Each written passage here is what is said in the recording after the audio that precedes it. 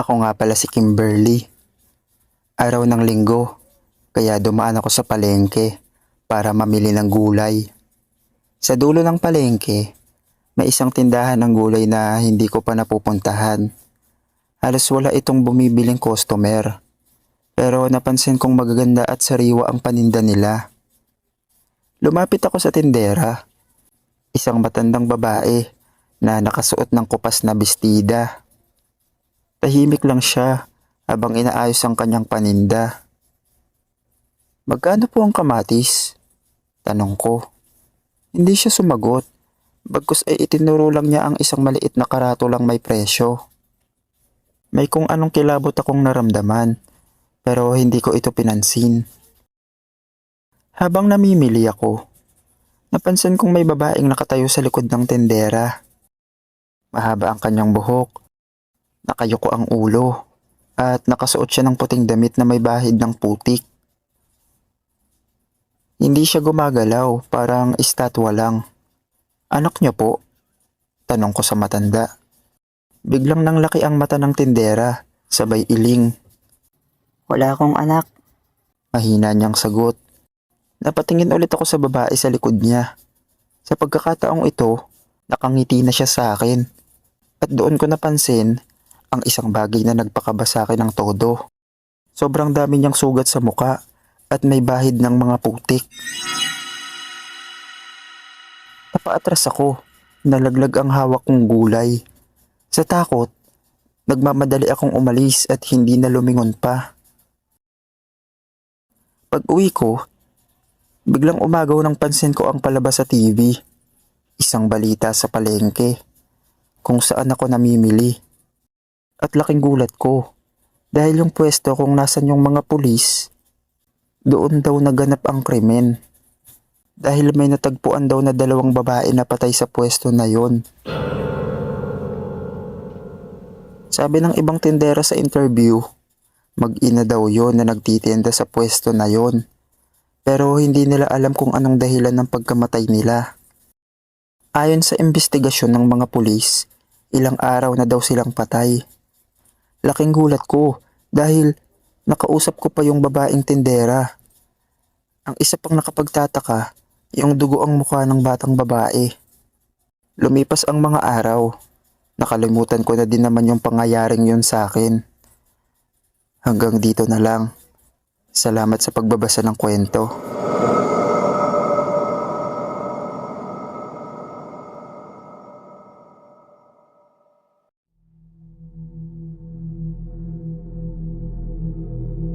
Ako si Susan, isang bagong tindera sa palengke. Araw-araw ako nagtitinda ng gulay at isda para may maipangtustos sa pamilya ko. Sanay na akong magpuyat sa palengke para ayusin ang paninda ko. 12:00 na ng gabi nun. Tahimik na ang buong palengke. Maliban sa mahihinang kaluskos ng iilang natitirang tindera. Nasa harapan ako ng aking pwesto. Inaayos ang mga natirang gulay nang biglang umihip ang malamig na hangin. Tumayo ang balahibo ko. Pakiramdam ko'y may nakatingin sa akin. Napalingon ako sa paligid. Wala namang kakaiba. Pero nang itutuloy ko na sana ang ginagawa ko, may narinig akong may hinang yabag.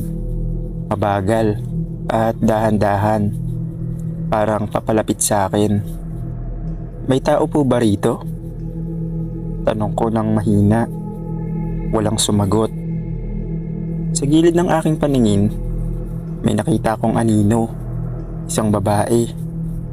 Nakaputing damit at tila nanginginig. "Miss, ayos ka lang?" tanong ko. Ngunit hindi siya sumagot. Sa halip, lumapit siya ng dahan-dahan. Parang may bumubulong sa isip ko na wag akong gagalaw. Pero hindi ko napigilan ang sarili ko. Unti-unti kong itinaas ang ulo niya gamit ang nanginginig kong kamay. At doon ko nakita ang isang bagay na nagpahinto sa tibok ng puso ko. Wala siyang mukha. Isang maitim at walang laman na butas lamang ang nasa lugar ng kanyang mata at bibig. Napalunok ako. Hindi ako makagalaw. Para akong itinulos sa kinatatayuan ko habang ang malamig niyang hininga ay dahan-dahang lumalapit sa akin. Napaatras ako at napatakbo. Hindi ko na inisip ang paninda ko. Ang mahalaga lang, makalayo ako sa kanya. Kinabukasan, sinabi ko ito sa ibang tindera. Doon ko nalaman ang kwento. Matagal na raw may nagpapakita sa palengke tuwing hating gabi. Isang babaeng pinaslang doon noon. At hanggang ngayon, hindi pa rin natatagpuan ang kanyang katahimikan.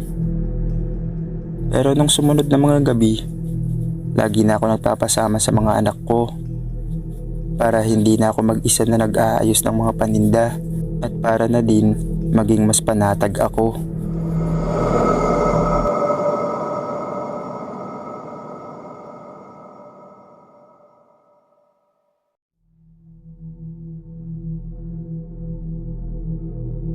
Ang pangalan ko ay Olive. Biyernes noon, araw ng palengke sa bayan namin. Katulad ng dati, para mamili ng gulay, isda at karne. Masikip na sa loob ng palengke. May mga tindera na sumisigaw na ng kanilang mga paninda, may mga mamimiling nagmamadali, at may mga batang nagtatakbuhan. Habang abala ako sa pagpili ng gulay, may narinig akong umiiyak. Napalingon ako at nakita ko ang isang batang babae na nakaupo sa isang sulok, nakayuko at mahigpit ang yakap sa kanyang maliit na bag. Marami ang suot niyang damit at tila hindi siya pinapansin ng mga tao. Lumapit ako sa kanya. "Iha, nawawala ka ba?" Tanong ko ng marahan. Dahan-dahan siyang tumingala. Nanlaki ang mata ko. Namumula ang kanyang mga mata. Tila hindi kumukurap. Maputla ang kanyang muka at nanginginig ang kanyang labi. "Nawawala po ako. Hindi ko makita si Mama." Mahina niyang sabi. Lumingon ako sa paligid. Hinahanap kong may naghahanap sa bata. Pero walang kahit isang taong tila nag-aalala. Napalunok ako. "Saan mo ba huling nakita ang mama mo?" Tanong ko ulit. Itinuro niya ang dulo ng palengke, kung saan may lumang bodega. Medyo madilim na sa bahaging yon at bihira ang pumupunta roon. "Halika, hanapin natin siya," sabi ko habang hinahawakan ng malamig niyang kamay. Dinala niya ako sa harap ng bodega. Matagal nang nakasarado yon. May lumang kandado sa pinto. Pero habang nakatayo kami roon, biglang bumukas ang pinto ng mag-isa ng dahan-dahan. Napaatras ako. Paglingon ko sa batang babae, wala na siya. Nanginginig akong umatras mula sa bodega. Nagtanong ako sa ilang tindera tungkol sa batang nawawala. At may isang matandang nagkwento. "Matagal na nagpapakita ang bata rito. Nawawala raw siya. Hinahanap ang nanay niya. Pero ang totoo, matagal na siyang patay. Natagpuan siyang patay sa loob ng bodegang yan. Maraming taon na ang nakakalipas." Lumipas ang ilan pang araw nang muli na akong mamimili. Hindi ko na pinuntahan ng bahaging yun ng palengke at sa kabutihang palad, naging payapa naman na ang mga sumunod kong mamimili sa palengkeng yun.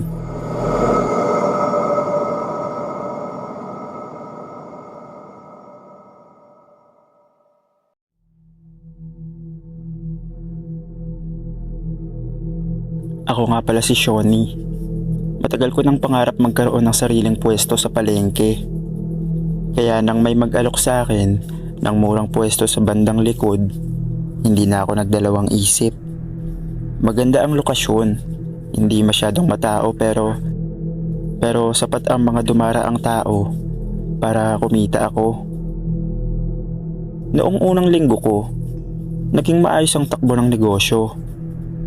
Pero napansin kong kakaunti lang ang ibang tindero sa lugar na yon. mas marami ang nagsisiksikan sa unahan ng palengke. Napansin ko rin ang isang matandang lalaking nagtitinda ng karne sa hindi kalayuan. Tahimik lang siya, halos hindi umiimik at nakasuot ng lumang apron na may bahid ng dugo. Isang gabi, naisipan kong magpaiwan para ayusin ang aking paninda. Habang abala ako, napansin kong bukas pa rin ang pwesto ng matandang tindero. Wala siyang customer, pero parang may kausap siya. Dahan-dahan akong lumapit. Murang-mura, sariwa pa. Mahina niyang bulong habang inilalatag ang peraso ng mga karne. Nagtaka ako. Wala naman siyang kausap. Lumapit pa ako ng bahagya at napatingin sa mesa niya. Nanginginig ang katawan ko nang mapansin kong hindi pangkaraniwang baboy o baka ang karne niya. Parang laman ng tao. Napatakbo ako papalayo. Nanginginig ang buong katawan ko sa takot. Kinabukasan, sinabi ko ito sa ibang tindero. Pero nagulat ako sa sagot nila. Ang matandang tindero ng karne? Tanong ng isang nakakunot ang noo. Wala nang nagtitinda riyan. Mula pa noong may natagpo ang pira-pirasong katawan sa lumang pwesto na yan. Matagal nang nakasara yan. Di na ako bumalik sa palengkeng yun. Ngunit, minsan, sa panaginip ko, naririnig ko pa rin ang mahina at pabulong na boses. Murang-mura, sariwa pa.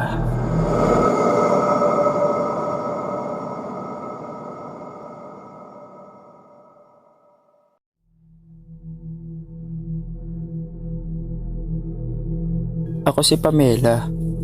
Matagal na ako nagtitinda ng laruan sa palengke.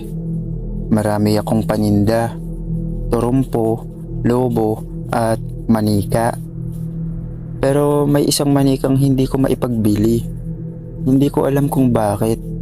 Pero tuwing may batang gustong bumili nito, bigla silang nagbabago ng isip at iiwan ito. Ang manika ay kakaiba. Sobrang maputi ang muka, may mahabang pilik mata, at laging may malamlam na ngiti. Kahit hindi ito gumagalaw, parang lagi akong pinagmamasdan ng mga mata nito. Isang araw, may isang batang babae na napunta sa pwesto ko. Mga 7 o 8 taong gulang siya. Nakasuot siya ng lumang damit at medyo maputi ang balat. Hindi siya nagsalita, basta lang itinuro ang manika. Gusto mo to, iha? Tanong ko. Tumango siya ng dahan-dahan. Nang ibigay ko ito sa kanya, napansin kong malamig ang kamay niya. Parang wala siyang dugo sa katawan. Nang babayaran na niya ako, ngumiti lang siya at tumalikod. Hindi ko alam kung bakit, pero hindi ako nakapagsalita. Parang may kung anong puwersang pumigil sa akin. Kinabukasan, pagbukas ko ng pwesto ko, nagulat ako nang makita ko ang manikang yun sa mesa. Nandun pa rin ito, kahit na ibinigay ko na ito kahapon. Napalinga ako. Hinahanap ang batang babae, pero wala siya. Nang tignan ko ng mabuti ang manika, may kakaibang nadagdag sa kanyang muka. Isang bahagyang pilat sa pisngi, parang gasgas ng kuko. Pero isinentabi ko na lang muna yon at inilagay sa gilid ang manika dahil nagugutom na ako. Kaya kumain muna ako. Pagkatapos ko kumain, napansin kong nawala ang manika sa kinalalagyan nito. Nagtaka ako. Saan napunta yun? Tanong ko sa sarili. Pero hindi ko na lang pinansin at nagpatuloy na lang sa pagbabantay ng pwesto. Hindi ko na muling nakita ang manikang yon kailanman. Pero okay lang dahil pakiramdam ko may anong misteryo ang manikang yon.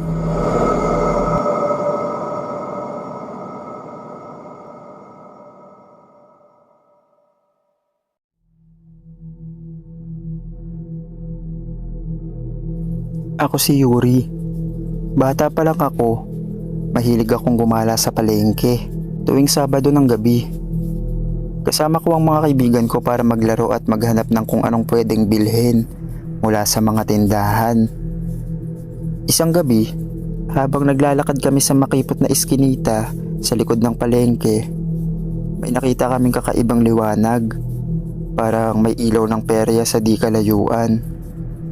May naririnig din kaming mahihinang tunog ng musika at mga halakhak ng tao. Naku po, may perya pala dito. Tara, tignan natin. Sigaw ng isa kong kaibigan. Walang pag-aalinlangan, pumasok kami sa makipot na daan. Habang papalapit kami, mas lumalakas ang tunog ng musika. At sa harapan namin ay bumungad ang isang lumang perya.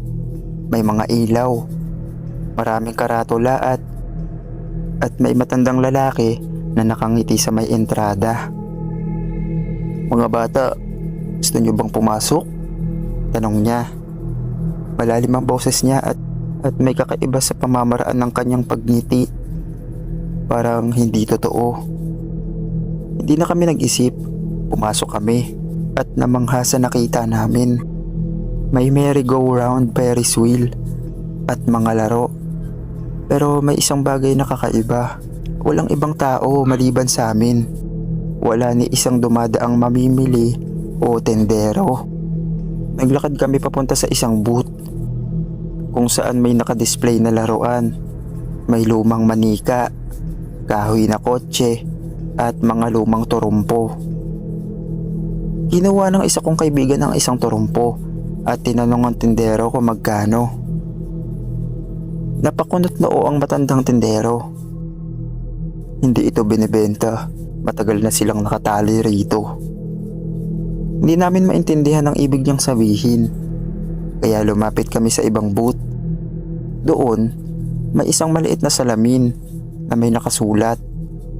Sumilip at makikita mo ang iyong kapalaran. Dahil sa kuryosidad, lumapit ako at sumilip sa salamin. Nanginginig akong umatras nang makita ko ang refleksyon ko. Pero hindi ako gumagalaw sa salamin. At ang pinakamalalang bahagi, may isang kamay na humawak sa balikat ko. Pero wala namang ibang tao sa likod ko. Napasigaw ako at doon ko napansin wala na ang mga kaibigan ko. Nagmamadali akong lumabas ngunit wala na ang perya. Nasa loob na lang ako ng isang madilim at lumang iskinita sa likod ng palengke. Kinabukasan, ikwento ko ito sa mga matatandang tindera. Ang sagot nila ay lalong nagpahilakbot sa akin.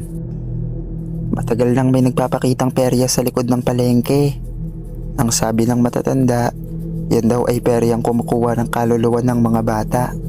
At ang mga laruan nila, dating mga batang hindi na nakalabas. Di ko na muling tinahak ang iskinitang yon. Pero minsan, tuwing sumasapit ang Sabado ng gabi, may naririnig pa rin akong may hinang musika at may lumang tinig na bumubulong ng isa pang laro at hindi ka na makakalabas.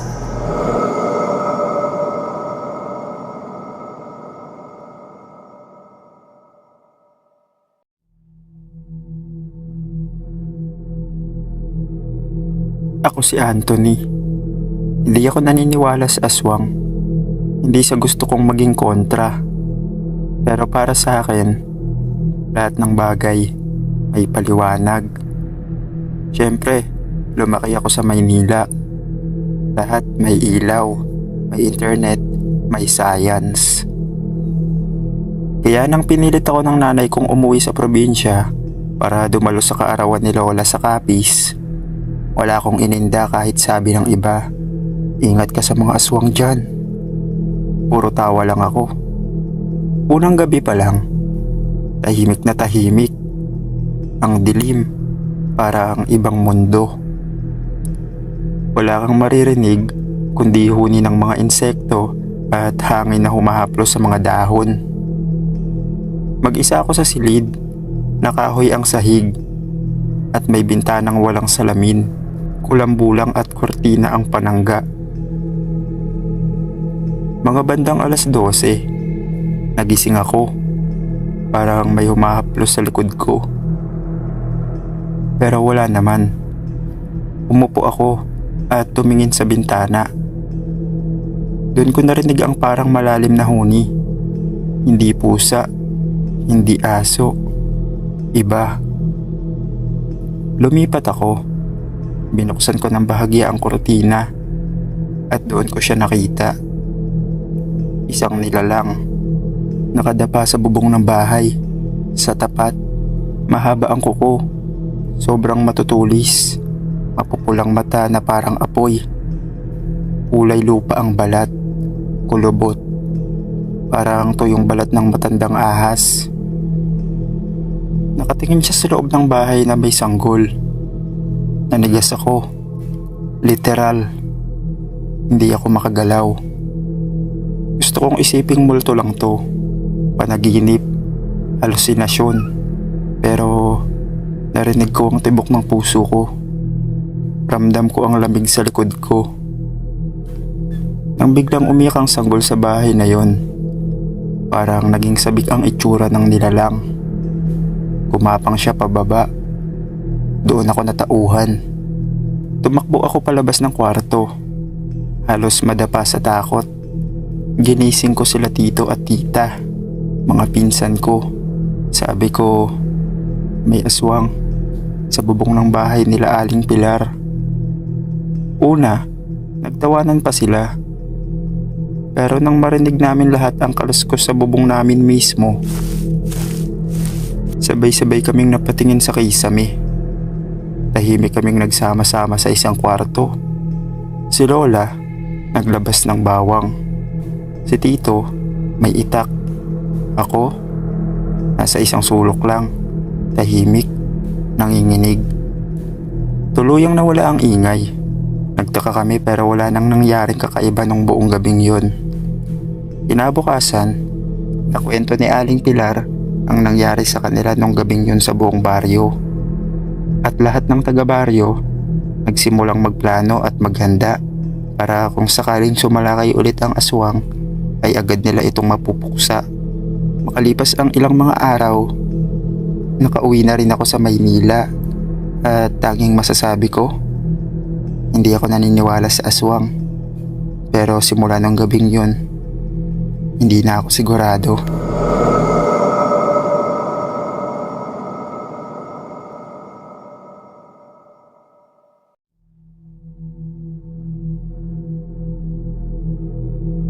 Ako si Cherry, 27, at buong buhay ko, never ako naniwala sa mga aswang. Para sa akin, galing lang yan sa kabataan ng mga magulang natin. Ako, practical, logical, modern. Hanggang isang gabi, nagbago ang lahat. Nakatira ako sa isang maliit na apartment sa gilid ng palayan sa Iloilo. Tahimik, presko, mura ang renta. Perfect.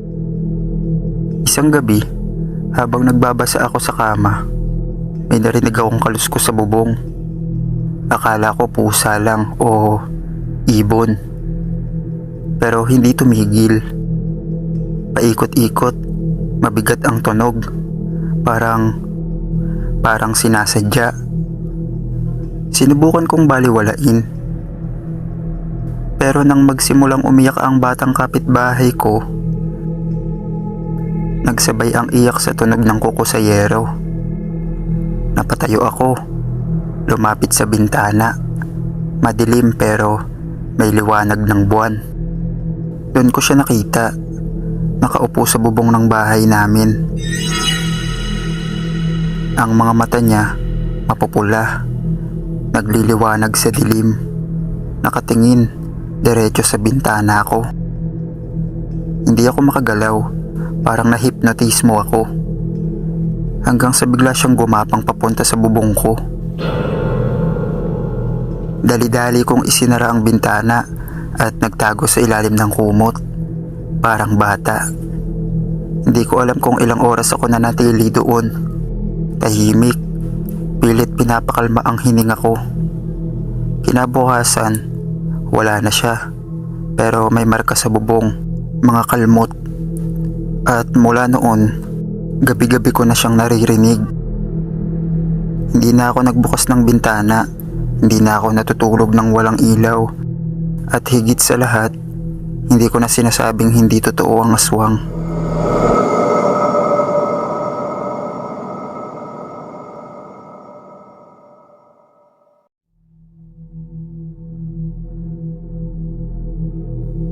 Ako si Ray, 31 years old, at matagal na akong OFW.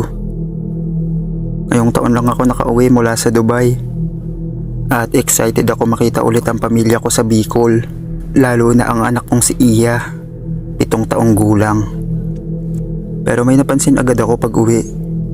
Tahimik si Iya, hindi siya gaya ng dati, na madaldal at malikot. Lagi siyang nakatingin sa labas ng bintana tuwing dapit hapon. Ano yan tinitingnan mo, anak? Si ate po. Sinong ate? Yung sumusunod po sa akin tuwing gabi. Sabi niya, gusto niya raw akong isama. Akala ko, kalaro lang o imagination. Baka napanood niya sa YouTube. Pero isang gabi, habang natutulog kaming mag-ama, nagising ako sa iyak niya. Nanginginig siya. Nanginginig pati yung kama. Papa, nasa ilalim siya. Lumakas ang kabog ng dibdib ko. Sinilip ko ang ilalim ng kama. Wala. Pero may naamoy akong parang kakaiba. Malansang mabaho, parang bulok na karne. Kinabukasan, dinala ko siya sa albularyo. Sa kabilang baryo. Tahimik lang yung matanda habang hinahaplos ang ulo ng anak ko. Pagkatapos ng ilang minuto, nagsalita siya. May sumusunod nga. Aswang. Matagal na siyang nakamasid sa bata. Pero hindi siya basta sumusunod lang. May dahilan. Anong dahilan? Tanong ko. Tumingin siya sa akin ng diretso. May lahi kayo. Nagulat ako. Hindi ko alam kung paano kami nagkaroon ng lahing aswang. Pero hindi ko na masyadong inisip yun. Ang gusto ko lang mangyari ay tantanan ng aswang ang anak ko. May binigay namang mga pangontra ang matanda at sabi niya kung kaya ko daw ilayo ang anak ko sa lugar na yun, mas makakabuti. Kaya nang makabalik ako sa ibang bansa, ginawan ko agad ng paraan para masama ko ang anak ko. At ngayon, nandito na kami sa ibang bansa nakatira. Salamat sa pagbabasa ng kwento, Sir Dave. Hanggang dito na lang po.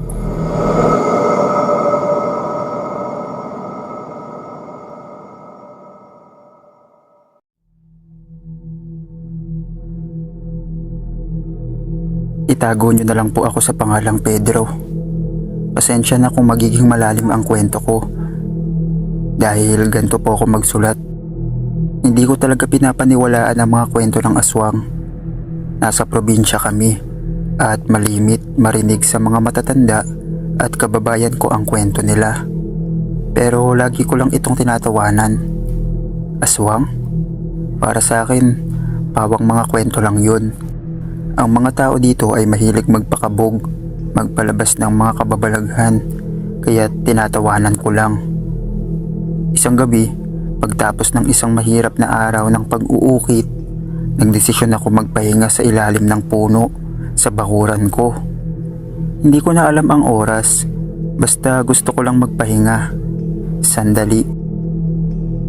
Naramdaman ko ang init ng katawan ko, kaya't mabilis akong nakatulog. Nang magising ako, hindi ko na alam kung anong oras na, pero may kakaibang pakiramdam ang dumapo sa akin. Ang paligid ko ay tahimik, masyadong tahimik. Subalit, may narinig akong may hinang kaluskos mula sa gilid ng bahay ko. Hindi ko agad ito pinansin, baka mga hayop lang. Pero habang binabaybay ko ang dilim ng paligid gamit ang mga mata ko, may naramdaman akong kakaibang lamig. at isang amoy na hindi ko mapaliwanag. Pero parang dugo at karne, matamis na nakakasulasok. Sa unang pagkakataon, natakot ako. Hindi ko alam kung anong nararamdaman ko. Pero parang may dumaan na mabilis sa likod ko. Ang hangin ay malamig at gumugulo sa mga dahon ng mga puno sa paligid. Hindi ako makagalaw. Manatili ako nakaupo. Hindi maipaliwanag ang takot na sumasanib sa katawan ko. Pagdapo ng mga yapak ko sa lupa, pakiramdam ko may humihinga sa likod ko. Ang bawat hininga ay mabigat, parang malalim na hingal na hindi ko kayang ilarawan. Tumayo ako at nagsimulang maglakad pabalik sa loob ng bahay. Pero nararamdaman ko na may parang anino na sumusunod sa akin. Hindi ko na kayang mag-isip ng matino. Ang takot at kaba ay sobra kong nararamdaman sa puso ko. At bago ko pa man malaman, may narinig akong isang mabigat na ungol mula sa madilim na parte ng bakuran. Kailangan kong tumakbo, ngunit hindi ko kayang ilabas ang takot ko mula sa takot na kumukubli sa aking utak. Doon ko napagtanto, hindi pala biro ang mga kwento ng aswang. Hindi ko na alam kung anong nangyari sa gabing yun, ngunit ang takot at ang kakaibang karanasang yun ay hindi ko makakalimutan.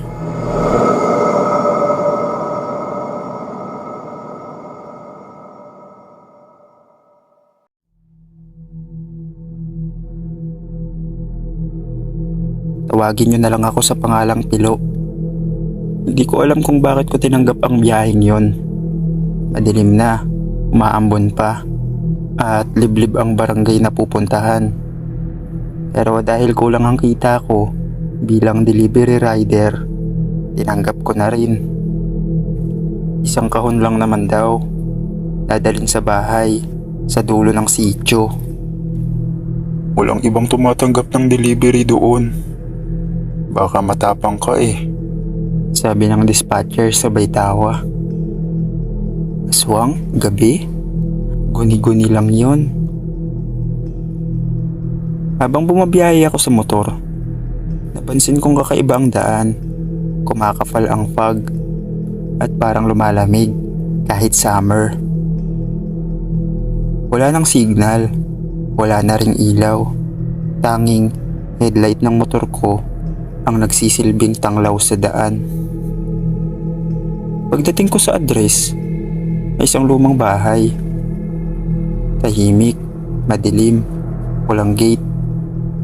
Pero may nakatayong matandang babae sa pintuan. Tahimik lang siya. Tinanggap niya ang kahon. Di man lang nagsalita. Ma'am? Pasign lang po dito. Naputo lang salita ko nang makita kong wala siyang anino.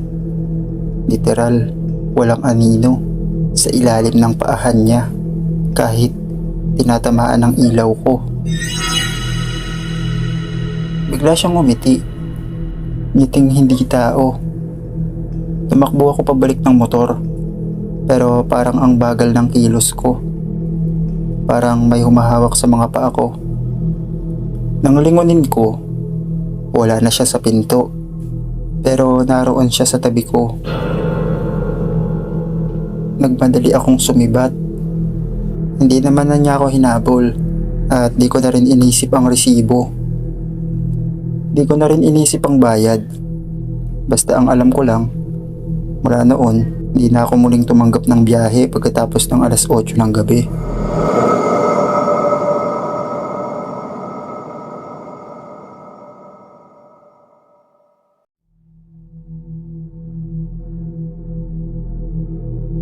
Ako si MJ. Lumaki ako sa tabi ng Balete Tree. Luma na yon, malaki, at ayon sa matatanda, tirahan daw yun ng mga aswang. Pero syempre, hindi ako naniniwala. Lahat ng batang kapitbahay ko takot dumaan doon tuwing gabi. Ako lang ang hindi. Isang gabi, umuwi ako galing inuman. Mga alas 11. Lasing na, pero hindi laspag. Dumaan ako sa tapat ng balete, katulad ng dati. Walang ilaw sa poste. pero sanay na ako sa dilim. Biglang may narinig akong parang mahinang paghinga. Mabigat at malalim. Hayop lang yan. Bulong ko. Pero nang lumingon ako, nakita akong mata. Hindi 2, 4. At hindi ito mata ng hayop. Mapula, nanlilisik, at nakatingin diretso sa akin mula sa itaas ng puno. Tumigil ako sa paglalakad. Ang mga balahibo ko sa batok nagsitayuan. Tapos may bumulong sa tenga ko. Malamig, pabulong, pero malinaw. Dati, bata ka pa, kaya hindi kita ginagalaw. Napatakbo ako nang hindi lumilingon. Karipas, hingal, tuloy-tuloy hanggang bahay. Ngayon, tuwing alas 7 pa lang ng gabi, sa loob na ako ng bahay. At ang balete, hindi na ako dumadaan dun. Dahil ngayon, alam ko na kung bakit walang ilaw sa poste. Ayaw nila makita kung sino ang bantay sa puno. Simula nung gabing yun, hindi na ako muling dumaan sa tapat ng balete kahit umaga. Niiwasan ko na. Sa tuwing mapapadaan ako malapit, parang may malamig na hangin na sumusunod sa akin kahit tirik ang araw. Ang mas nakakatindig balahibo, tuwing madaling araw, palaging may asong tumatawal sa tapat ng puno. Wala namang dumadaan, pero tila may nakikita ito, pero ang mga tao, wala. At sa tuwing sumasagi sa alaala ko yung gabing yun, paulit-ulit lang ang naririnig ko sa isip ko. Lumaki ka na, kaya pwede na kitang kunin. Kahit hindi ako naniniwala noon, naniniwala na ako ngayon. Hindi lahat ng kwento ng matatanda ay gawa-gawa lang. Minsan, babala talaga nila ito sa atin. At minsan, uli na ang lahat bago mo yun maintindihan.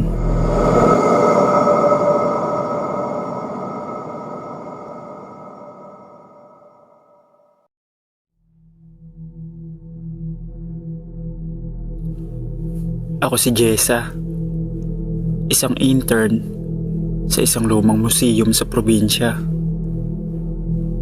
Kasama sa trabaho ko ang pagsara ng mga exhibit tuwing gabi. Isang bagay na akala ko ay madali lang.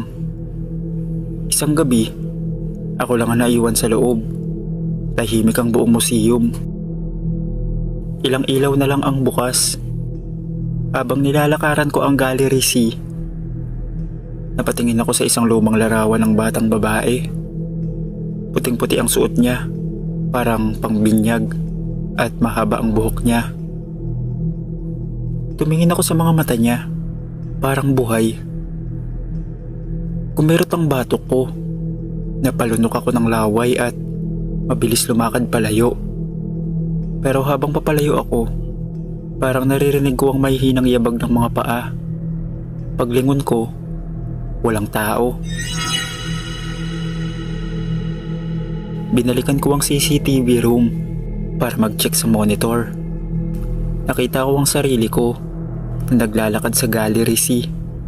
Pero hindi lang ako ang nasa footage. Sa likod ko, may batang babaeng nakaputi. Hindi siya gumagalaw. Pero sa sumunod na segundo, nakaangat na ang ulo niya. Nakatingin sa camera at dahan-dahan siyang umingiti. Nang makita ko ang batang babaeng nakaputi sa CCTV, napaatras ako sa kinatatayuan ko. Hindi ko alam kung anong mas nakakatakot, ang ngiti niya o ang katotohanang ako lang dapat ang nasa loob ng museo. Tumakbo ako palabas ng CCTV room, pero biglang nag-brown out. Itim ang paligid, tahimik, parang hinihigop ng dilim ang bawat tunog. May naaninag akong liwanag mula sa Gallery C. Isang malabong ilaw, parang ilaw ng lampara. Nilakasan ko ang loob ko at bumalik. Sa paglapit ko, nakita ko ulit ang larawan ng batang babae. Pero may kakaiba. Wala na siya sa larawan. Ang frame ay blanco, puti na lang. Parang pinunasan ng isang malaking brush ang buong imahe. Ngunit sa ilalim ng frame, nakita ko ang isang refleksyon ng isang batang nakatayo sa likod ko. Kuya, ayaw ko na rito. Bulong niya. Malamig ang hininga sa batok ko. Hindi ko napigilang sumigaw. Tumakbo ako palabas ng museo. Hindi lumilingon. Pagkabukas ng pinto, bumalik ang kuryente. Umilaw ang buong building. At dumating ang gwardya. Uy, bakit parang binuksan mo yung gallery C? Di ba sarado na yun? Simula nang may nawawalang bata sa picture na yun. Nanigas ako.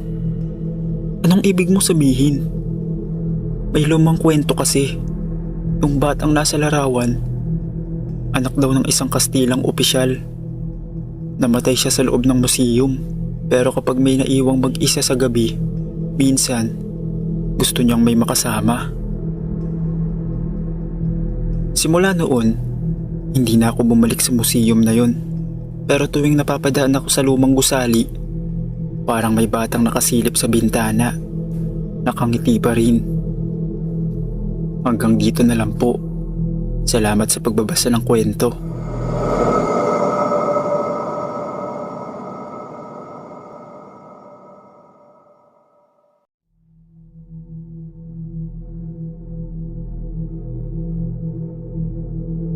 Ako si Ariel, janitor sa isang art museum. Gabi-gabi ako naglilinis sa mga gallery pagkatapos magsara. Wala akong problema sa trabaho. Tahimik, solong lakad, walang istorbo. Pero may isang bahagi ng museum na ayaw ko.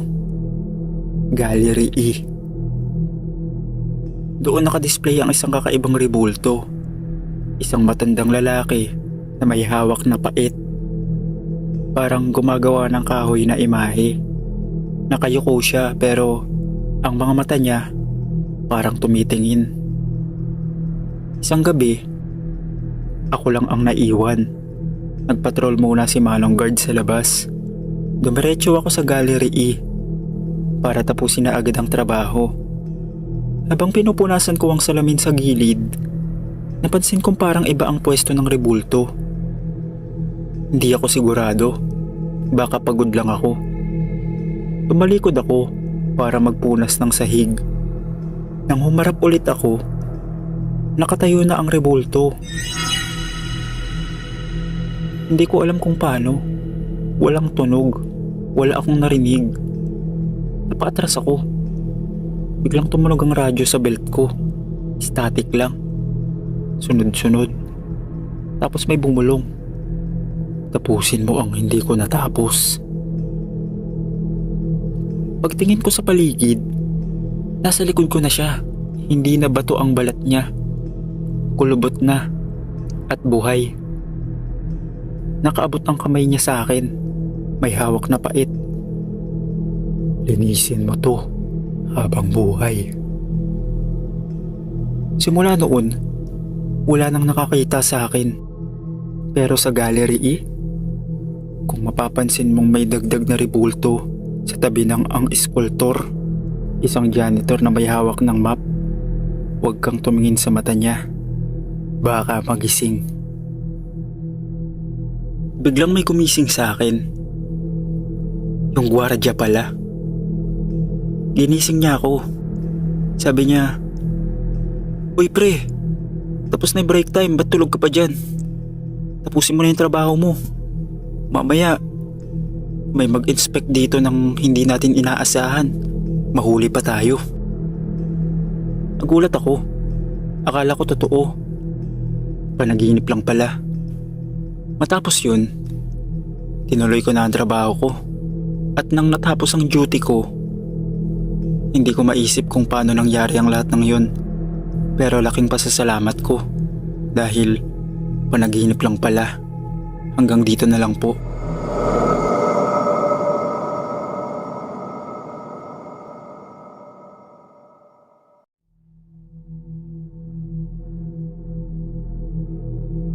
Ako si Shane, isang history student na gumagawa ng thesis tungkol sa sinaunang ritual sa Pilipinas. Pinayagan ako mag-research sa isang lumang museo sa Visayas. Private collection ito ng isang retiradong antropologo. Luma, maalikabok at sobrang tahimik ang lugar. Habang nililista ko ang mga artifacts, may isang bagay agad akong napansin. Isang maliit na maskarang kahoy na inukit sa kakaibang muka. Nakangisi pero may 4 na mata. Ayon sa katalog, walang impormasyon tungkol dito. Label lang. Huwag galawin. Pero hindi ko napigilan. Hinawakan ko ito. At sa mismong oras na yon, kumidlat. Umuga ang buong silid. Tapos biglang nag-brown out. Sa kadiliman, narinig ko ang isang pagkaluskos sa paligid. Nang sindihan ko ang flashlight ko, may mga itim na marka sa sahig. Parang sunod-sunod na paa ng hayop o ng taong gumagapang. Pumunta ako sa pinto para umalis. Nakakandado na ito. Wala naman akong isinara. Tumingin ako pabalik sa mesa. Wala na ang maskara. Hindi ko alam kung saan pumunta o bakit nawala ito doon. Biglang may lumitaw na isang matanda at binuksan ang pinto at nagsabing, "Umalis ka na. Huwag ka nang babalik dito kahit kailan." Naguguluhan man, hindi ko na lang pinansin at hindi na akong bumalik doon. Pero ang natutunan ko sa karanasan kong yun, hindi dapat lahat ng bagay ay pinapakialaman, lalo na pag lumang gamit, dahil hindi natin alam kung anong mga nakapaloob sa mga ito.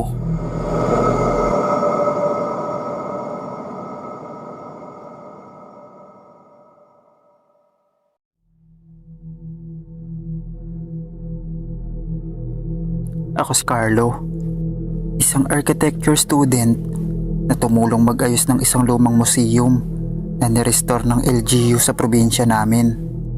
Isa sa mga exhibit na binuksan nila ay ang silid na may lumang salamin na sinasabing pagmamayari ng isang mistisang babae noong 1800s.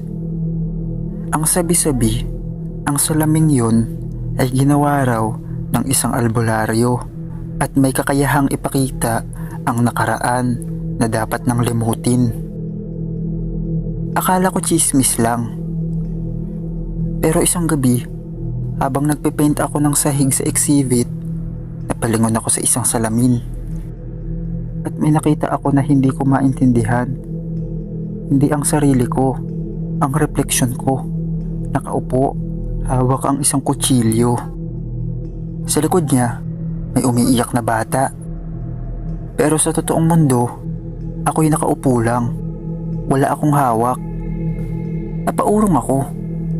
Tinignan ko ulit. Iba na naman ang eksena. Ngayon, nasa sementeryo ang refleksyon. At may hinihilas siya palabas ng hukay. Ako pa rin. Pero hindi ko ginagawa yun. Tuwing tumitingin ako sa salamin, ibang ako ang pinapakita nito. Mas madilim, mas baliw, mas mapanganib. At unti-unti, sa bawat araw, parang gusto ko nang gayahin ang nasa salamin. Isang gabi, hindi ko na kinaya. Tinakpan ko ang salamin ng tela. Pero kinabukasan, tinanggal na ito. At ang mas malala, wala na ang refleksyon ko. Pero, nandun pa rin siya. Sa museum na yon, may salamin sa likod ng exhibit room. Kapag napadaan ka at may nakita kang taong nakatingin sa salamin, huwag mong lapitan dahil baka hindi ikaw ang makita mo roon.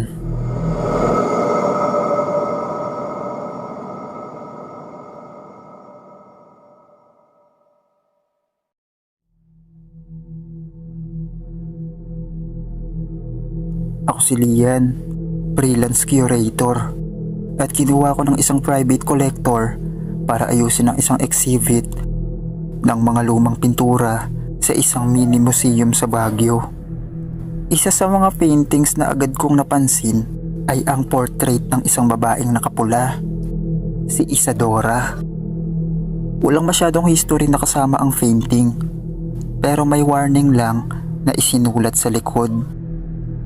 Huwag kang titingin sa mata niya ng matagal, baka makita ka niya. Creepy, oo, pero inisip ko, arte lang yan ng mga dating may-ari.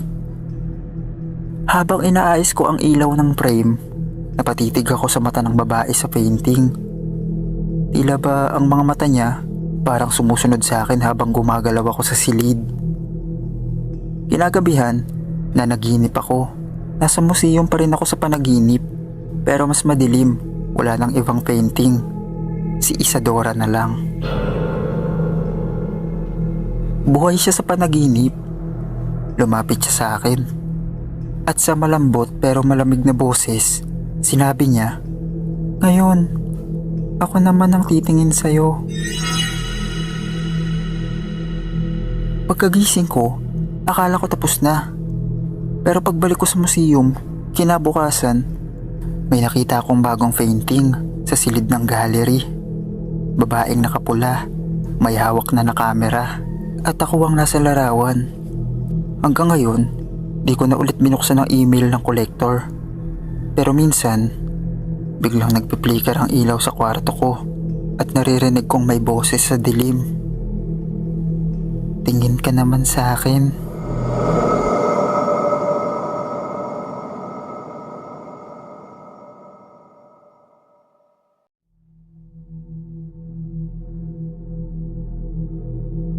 Ako si Macario, bagong hire bilang tour guide sa isang sikat na historical museum. Araw-araw, routine lang. Greet visitors, kwento ng exhibit, bantay ng oras. Pero may isang part ng building na hindi ko talaga dinadaanan. Ang lumang archive room sa basement. Sabi ng senior staff, walang exhibit doon, huwag ka na lang bumaba. Pero curious ako, kasi may naririnig ako minsan. Boses, paos, parang tumatawag. "Sir Macario, tulungan mo naman ako." Noong isang gabi, overtime ako mag-isa. Wala nang tao, tahimik. Bigla akong nakatanggap ng tawag sa radyo. May tour ka pa raw na naiwan, pakicheck daw sa archive room. Nalito ako. Wala namang schedule. Pero bumaba pa rin ako. Malamig sa loob. Amoy alikabok. Halos wala ng ilaw. Doon ko siya nakita. Isang lalaking naka-uniform ng tulad ng sa akin. Pero luma ang design. May name tag pa siya. Martin. Umiti siya. "Buti naman dumating ka. Kanina pa ako dito." Napaatras ako. Kasi si Martin, matagal na siyang patay. Ayon sa record, siya ang tour guide na nawala 15 years ago. Huling nakita sa basement. Tumakbo ako paakyat. Pero bago ko pa masara ang pinto, narinig ko pa ulit ang boses niya. Wala namang umalis sa tour ko. Hanggang ngayon, may mga bisitang nagsasabing may isang guide na nagtutour sa basement kahit wala naman sa listahan. At kung maririnig mong tinatawag ang pangalan mo mula sa ilalim ng museum, huwag mong sundan. Baka mapasama ka sa tour na di na nakakaalis.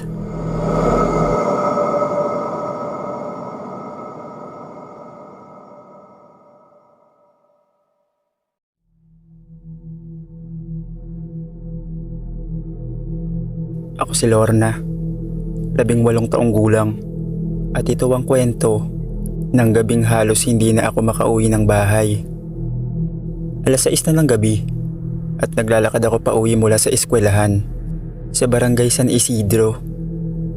Bihira nang may dumadaan sa ganitong oras. Tahimik ang paligid. Tanging Yabag ng sapatos ko sa semento ang maririnig. Pagliko ko sa isang madilim na iskinita, napansin kong may nakaparadang puting van sa dulo ng kalsada. Puting-puti ito, walang plaka, walang marka. Para multo sa dilim. Hindi ko ito pinansin.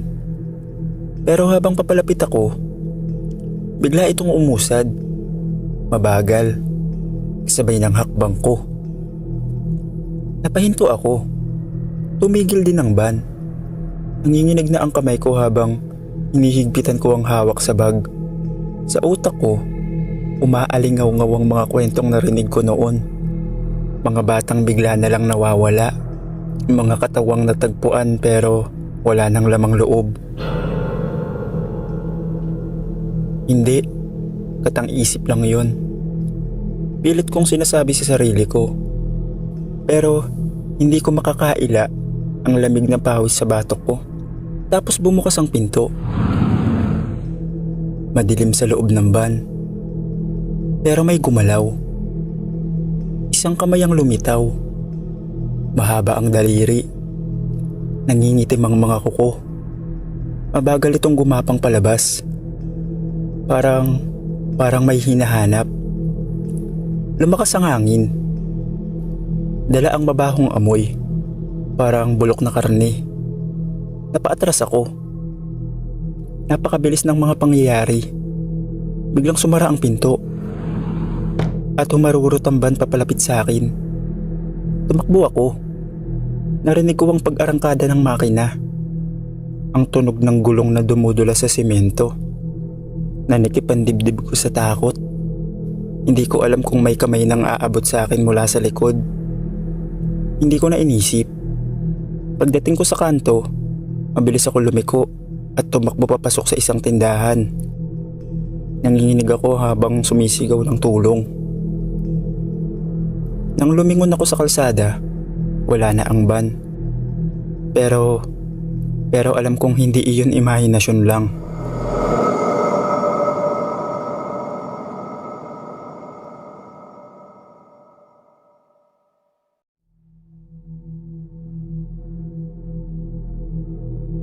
Ako si Jericho, isang grade 10 student sa isang pampublikong paaralan sa Barangay San Roque.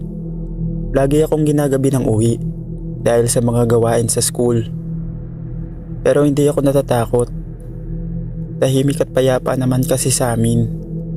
Hanggang sa isang gabi, nagbago ang lahat. Mag-aalas 9 na nun. Solo ko ang kalsada, maliban sa ilang ilaw mula sa mga bahay at tindahan. Habang naglalakad ako sa kahabaan ng highway, napansin kong may mabagal na sasakyang sumusunod sa akin. Isang puting van. Walang plaka. Madilim ang loob. Pinakaramdaman ko lang ito at nagpatuloy sa paglalakad. Pero nang bilisan ko ang hakbang ko, bumilis din ito. Nagsimula nang bumilis ang tibok ng puso ko. Pagdating ko sa isang madilim na bahagi ng kalsada, biglang bumukas ang sliding door ng van. Kita ko ang loob nito. Walang upuan, puro kadena. At may mga pulang mantsa sa sahig. May dalawang lalaking nakasuot ng itim ang sumulpot mula sa loob. Ang isa ay may hawak na panyo. Dito ko naramdaman ng takot. Mabilis akong tumakbo pabalik sa direksyon ng barangay hall. Naririnig ko ang mga tunog ng mga paang humahabol sa akin. Pati ang mabilis na pag-arangkada ng van. Napadpad ako sa isang iskinita. Huminto sandali. At sumiksik sa isang madilim na sulok. Nanginginig ang buong katawan ko habang pinipigil ang hininga ko. Dumaan ang van. Mabagal. Parang may hinahanap. Ilang minuto akong hindi gumalaw. Ang sigurado na akong wala na ito. Saka ako bumalik sa daan at tumakbo pa uwi nang hindi lumilingon. Simula noon, hindi na ako ginagabi ng uwi at palagi na akong sumasabay sa mga kakilala ko pag uwian na.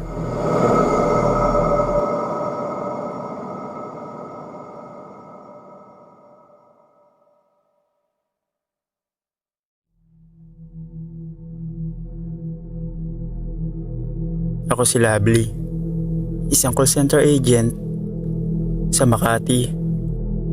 Dahil sa shifting schedule ko, madalas akong umuwi ng 10 oras ng gabi. Pero sanay na ako?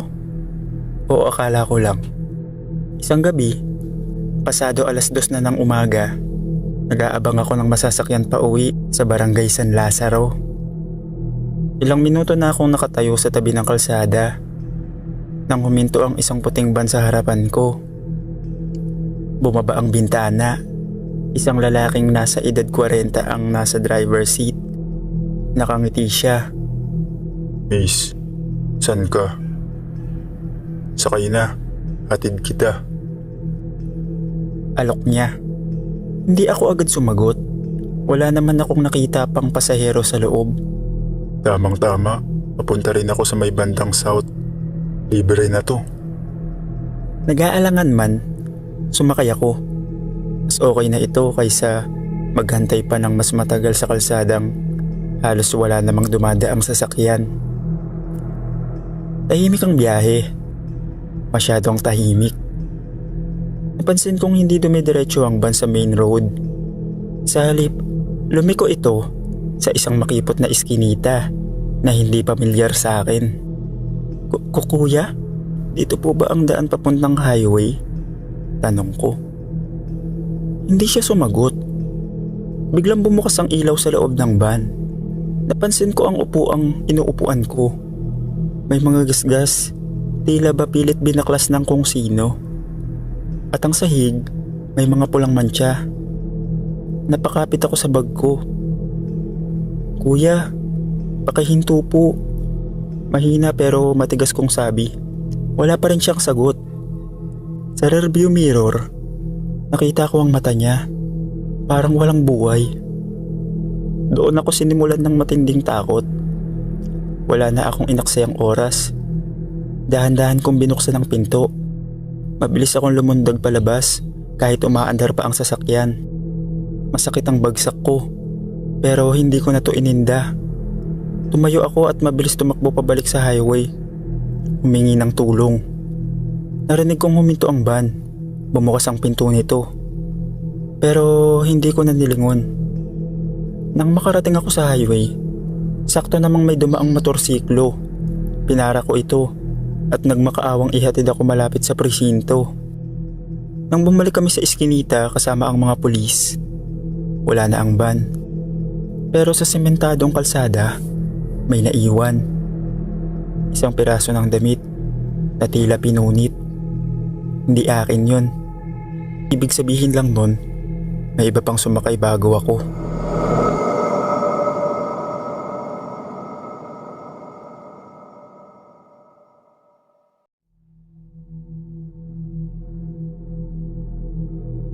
Ako si Wesley, isang estudyante sa isang universidad sa QC. Hindi ko alam kung malas lang ba ako o talagang itinadhana akong makasakay sa isang puting van. Ang van na halos hindi na ako ibaba ng buhay. Gabi na noon, mga bandang 11:00. Galing ako sa isang group study at pagod na ako umuwi. Wala nang masyadong pampasaherong jeep. Kaya nang may humintong puting van na may signboard na Cubao, agad akong sumakay. May iba pang nakasakay, isang matandang babae, isang lalaking nakayuko, at isang batang babae na mahigpit na nakayakap sa bag niya. Tahimik ang lahat. Umupo ako sa tabi ng bintana at sumandal. Pilit na pinapakalma ang sarili sa antok. Ilang minuto lang ang lumipas. Pansin kong kakaiba na ang ruta ng van. Dapat diretso lang kami sa highway.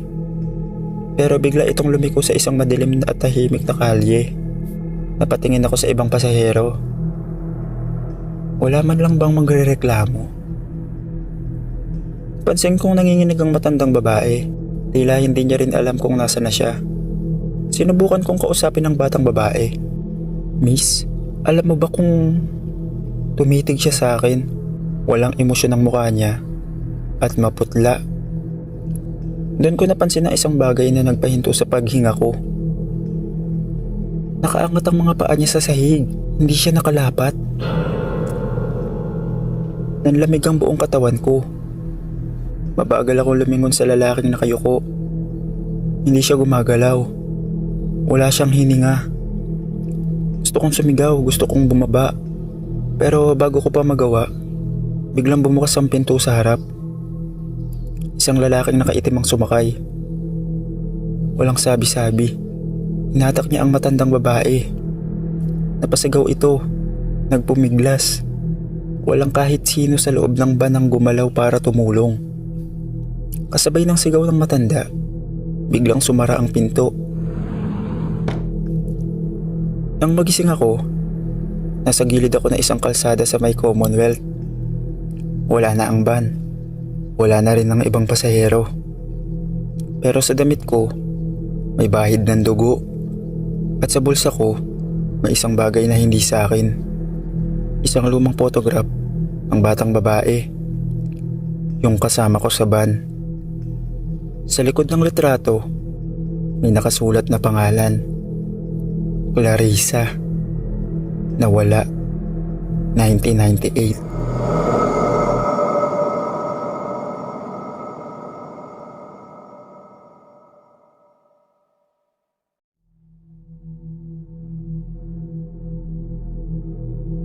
Ako si Enrico. Gabi na nang pauwi ako mula sa eskwelahan. Dahil sa pagod, dumaan ako sa shortcut sa likod ng paaralan. Isang tahimik at madilim na eskinita. Palaging sinasabi ng mga matatanda, iwasan ko ito. Habang naglalakad, napansin kong may puting van na nakaparada sa gilid ng kalsada. Walang plaka, walang ilaw. Paglampas ko rito, bumukas ang pinto. Dalawang lalaking nakaitim ang nakatayo sa loob. Hindi ko maaninag ang mukha nila sa dilim. Pero ramdam ko ang malamig nilang tingin. Sakay ka na, sabi ng isa. Napaatras ako. Hindi po, malapit lang bahay namin. Ngumiti ang isa. Mali. Mali ang ngiti niya. Masyadong malaki. Parang hindi natural. Binilisan ko ang lakad. Narinig kong sumara ang pinto. Pero hindi umalis ang van.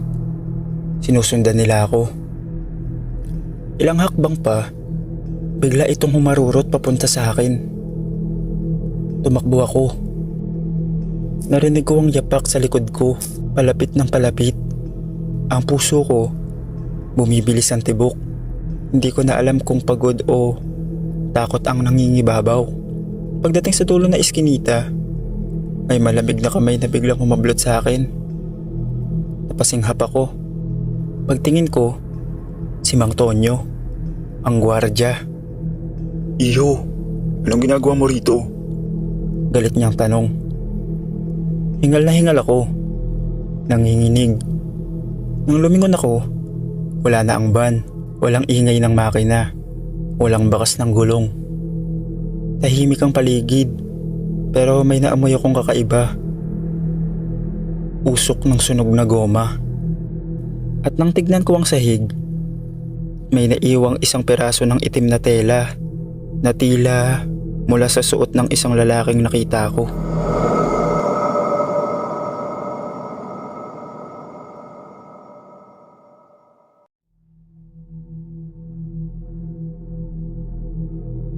Ako si Shai, 19 na taong gulang.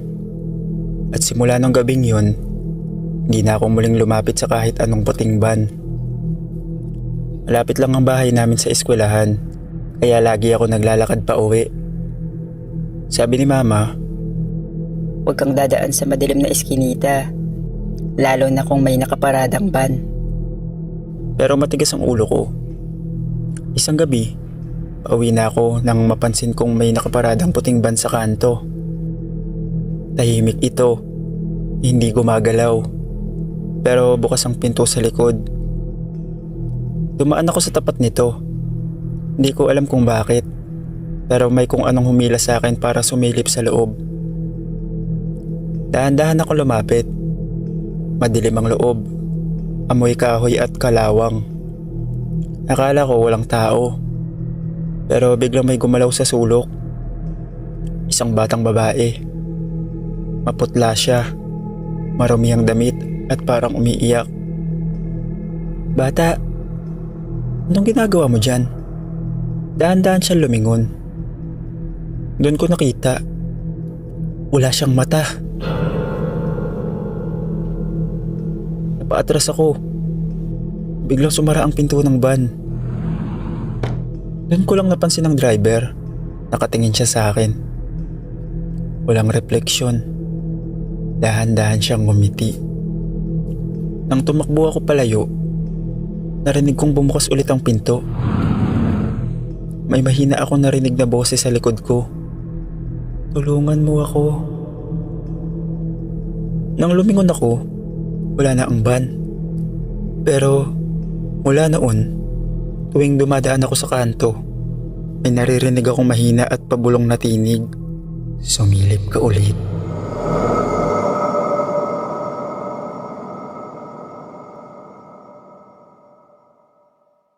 Isang istorya mula sa nakaraang kwento.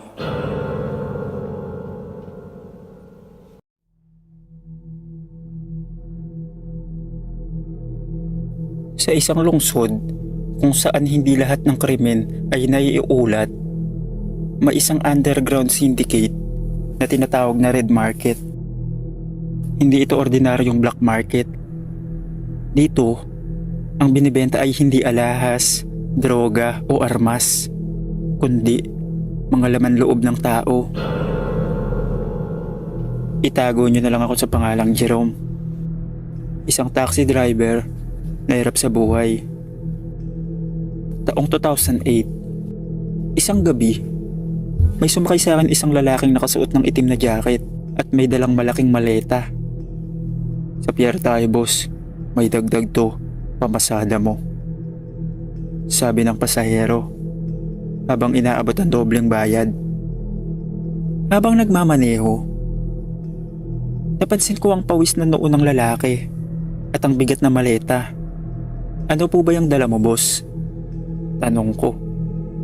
Napapaisip ako kung may masamang balak ang pasahero. Negosyo pre, trabahong malinis, para sa may pera. Pagdating sa pier, bumaba ang lalaki at sinalubong ng isang grupo ng kalalakihan. Sa isang iglap, bumukas ang maleta at bumungad sa akin ang isang laman loob na nakabalot sa yelo. Napaatras ako.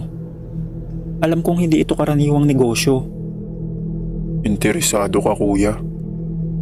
Isang malalim na boses ang lumapit sa akin. Isang matandang lalaking mukhang leader ng grupo. Madaling pera.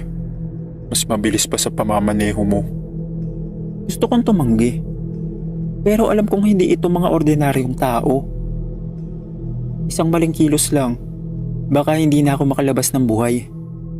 Kinabukasan, may lumapit sa akin. Isang alok na hindi ko matanggihan. 1 milyon para sa isang bagay na hindi ko pa naiintindihan. Dinala ako sa isang abandonadong warehouse kung saan may isang lalaking nakagapos sa isang lamesa. Buhay pa ito, ngunit nangihina. Bukas na ang negosyo mo, boss. Ikaw ang magpapasya. Sabi ng lalaking may hawak ng scalpel. Nanlalamig ako. Isang maling hakbang at ako ang sunod na mawawala.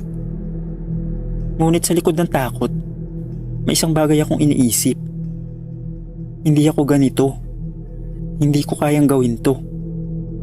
Inampas ko ang ilaw sa itaas at sinunggaban ng kutsilyo. Isang saglit lang ang kailangan at nagawang makatakas ng bihag habang nagkakagulo ang mga tao. Tumakbo ako. Hindi na lumingon pa. Ngunit alam ko ang Red Market ay hindi basta-bastang mawawala. Kinabukasan, may natanggap akong tawag. Nagustuhan namin ang galaw mo. Pero ang mga tumatakas ay kadalasan bumabalik bilang mga paninda. Sa bawat sulok ng lungsod, sa pagitan ng mga anino at tahimik na pagnanakaw ng buhay, alam kong hindi ako titigilan ng mga miyembro nila. Kaya nagtago ako sa probinsya namin at hindi na bumalik pa sa lungsod na yon.